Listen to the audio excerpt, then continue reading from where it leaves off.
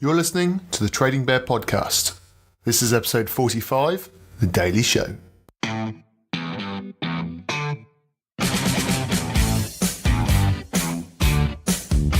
Mystery player. Position. Forward. Start price. 42p. Current price. £2.49. PB. 6p.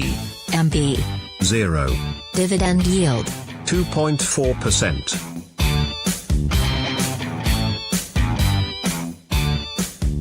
Welcome back, thanks for joining in. In today's news, could both Sarri and Pochettino be heading back to their respective homelands?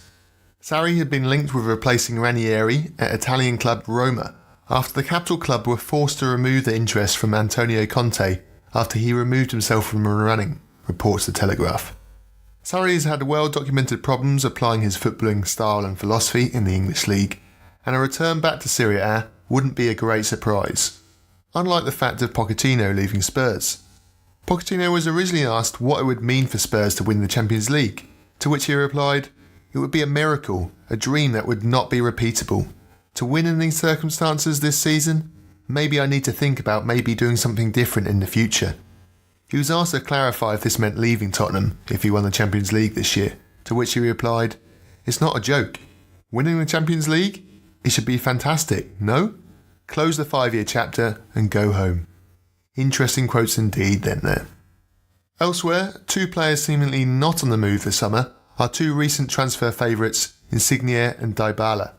Insigne's brother said today, "We're happy. Lorenzo is back, even if he is a bit down about the whistles. He's found an agreement with Napoli, and for this we're all happy." Now by agreement, presumably he means a few extra euros in his wages each week. Dybala is less clear-cut, but has been pictured advertising the new Juventus kit for the 2019-2020 season in China today. By no means a clear fact he won't be sold, but it would certainly seem a slightly odd tactic to use Dybala if he was going, when you have one of the most marketable players on the planet to advertise kits in Asia at the club already, in the shape of Ronaldo. And lastly, perhaps today's strangest transfer rumour involves Liverpool's Champions League opponents tonight, Barcelona, and Liverpool's eternal rival, Manchester United. Spanish media outlet Diario Sport claims that Juan Mata wishes to join Barcelona on a 3-year deal, with Barcelona only currently willing to offer the 30-year-old a 2-year deal, with Mata out of contract this year and hence available on a free. And we stay with the theme of potential transfers in today's Fallers section, but before the fall often comes a rise, so who has risen the most today? Ahead of the semi-finals of the Champions League, 3-0 down from the first leg at the Nou Camp, Liverpool need a miracle and another special European comeback. Well, who better to provide it than an academy player back from injury, brimming with confidence? That's certainly the theory amongst some traders today, as Rhian Brewster rose 27p to take him to an astounding £2.92, a penny more than Kai Havertz for a comparison. It came largely on the news with Salah and Firmino ruled out in the days and hours previous, that Brewster would be involved in the match squad, with Klopp confirming as much in the last 24 hours. With the lineups announced, Brewster had to settle for a place on the bench, with Belgium Divock Origi preferred up front. And indeed it was Origi who grabbed an early goal 7 minutes in to give Liverpool hope of a comeback against Barcelona. At time of recording, the scoreline at half-time is 1-0 to Liverpool. And should, from a Liverpool perspective, the miracle arrive and Brewster to score the winner, then the £3 ceiling would certainly be broken. For those new to the platform, wondering why a youngster that is yet to deliver anything on the pitch is already at such a price, then it's worth taking in the usual pattern of milestones reached for a young player. Namely, in order, initial good form in the academy at a big club, a United, a Liverpool, a Madrid, etc., followed by rumours of a squad called up, then an actual squad call up, then actual minutes on the pitch, a goal for first team, and then finally an international call up. Before prices peak and either see a slight drop or a large drop, depending on the actual talent. See Vinicius Jr., Sancho, Greenwood, Chong, and now Brewster for various examples of this patterns at different stages. Some will ultimately make it, but a lot will fall. Beware of the patterns, and there are decent on-off opportunities here, but always be aware of the trapdoor falling beneath your feet at any moment.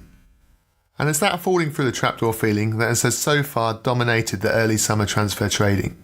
Seemingly, unless a player is actually moving to Liverpool or Manchester United, then literally any other club is bad news, even if that club is Real Madrid or Manchester City. An example of the latter club is the strongly rumoured, but yet to see or hear anything concrete from the involved parties, of Portuguese starlet Bruno Fernandes. Many have brought on the premise that Fernandes would get a summer move away from Sporting Lisbon, and with a game that heavily suits PB, the EPL was the promised land. Well, that dream was seemingly realised earlier this week, with a move to Manchester City being widely reported by multiple sources.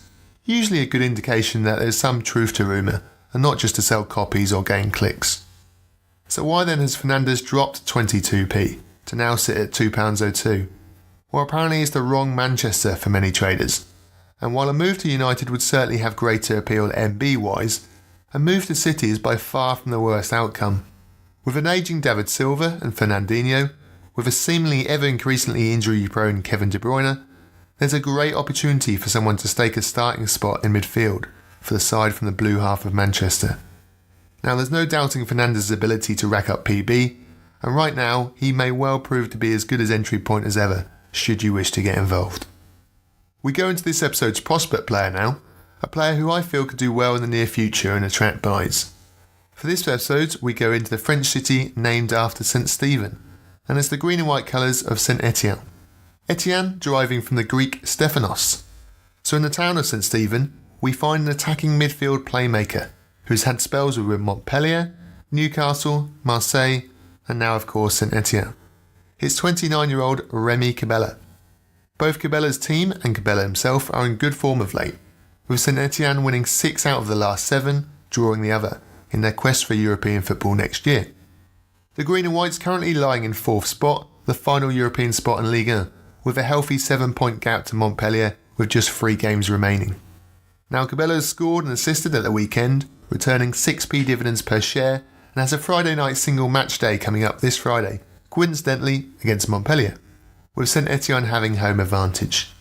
They then finished the campaign with another home match against Nice, before finishing away to mid-table Anguier.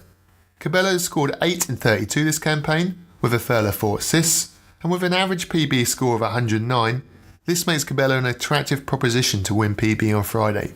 Priced currently at 51p, he has had a rise recently, this weekend, but he's still got good fixtures and form, so this makes Remy Cabella this episode's prospect player. Let's head into some of your questions now then.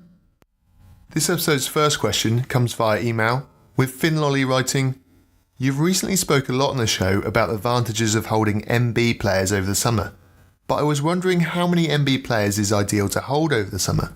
What percentage of my portfolio should be MB, PB, youth, or indeed any other category? Thanks in advance, Finn." Well, firstly, Finn, I don't think that there is such a thing as correct percentages of MB, PB, youth, or any other category.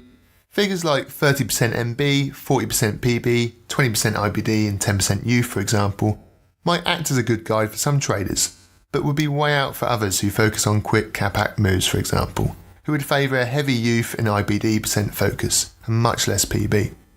For this question, I actually went into my own portfolio and added up my current MB holds, in terms of percent of capital invested in MB players. It turned out that I had a 54% holding in MB players currently, a figure actually a tad higher than perhaps I ideally wanted, but at the same time not a deal breaker, considering the current strategy of holding MB players for the media dividend bonus period of June and July. If anything, I perhaps preempted the market too much, with traders still actively trading on IBD players, not wanting to go a match without any players seemingly. But as the match days turn to media days from next week onwards, I expect the MB player buying to ramp up. Ultimately, however, it always comes down to having a diversified portfolio for most traders. If I were to set a percent on each major category for the next few months, I would probably go with the following: 40% MB, 30% PB, 20% youth, and a 10% cash reserve. The second question comes from Twitter, with Soul messaging to say, "Which tournament do you think will have the biggest impact on prices over the summer?" And he goes on to list the following 5 tournaments: the U20 World Cup, the U21 European Championships, the African Cup of Nations, Copa America, and the Nations League. Great question this, Sol, and if a trader gets this question right, then they're in for a great summer. A few months ago, traders were nervous about the summer ahead, with worries about the amount of downtime without any major tournament.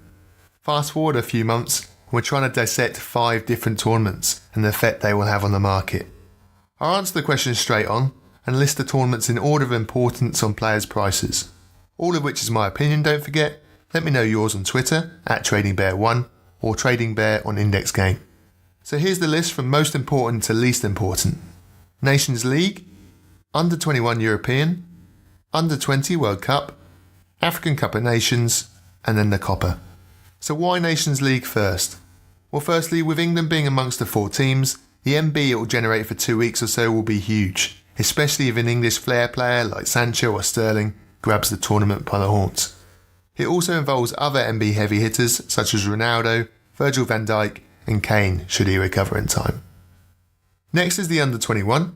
The current youth trend shows no signs of abating, with everyone eager to grab the next Jadon Sancho, as opposed to the next Mo Salah this time last year.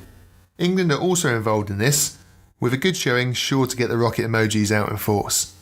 The Under-20s has already seen buying action on the likes of Lee Kangin, Diego Lainez, João Felipe Jota, and again whoever takes home the MVP award here will get a lot of attention. On the other side of the scale, I have the COPA in South America and the African Cup of Nations being held in Egypt. I think both will see price action, but to a smaller degree, as in particular I don't think the COPA will sadly see the attention it deserves from the British press, and as a result the UK market, which currently largely dominates Football Index. But as we all know, one Rabona flick on YouTube from a young Brazilian or an Argentinian can get any trader excited, so time will tell. And that's it for this episode. You can download and subscribe to the show on iTunes, Spotify and Podbean. Head over to the website to send in a question, tradingbearpodcast.com. Alternatively, you can find me on Index Gain or Twitter under the name Trading Bear. Thanks for listening and stay tuned for the Mystery Player.